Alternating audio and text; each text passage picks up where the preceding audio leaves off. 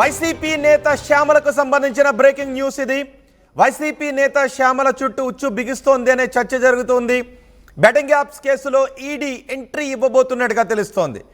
Money laundering కుంభకోణంలోనూ దర్యాప్తు జరగబోతోంది. Shyamala bank స్టేట్మెంట్లు సహా అకౌంట్లలో డిపాజిట్ అయిన డబ్బు ఎవరి అకౌంట్లోకి వెళ్ళింది, ఎవరి అకౌంట్స్లోకి శ్యామల ఖాతాల్లోకి డబ్బులు వచ్చాయి, ఎంత డబ్బులు వచ్చాయి అనే విషయంపై ఇప్పుడు ఆరా తీయబోతున్నట్టుగా తెలుస్తోంది. పంజాగుట్ట పోలీసుల నుంచి ఈడీ అధికారులు వివరాలు తీసుకుంటున్నారు.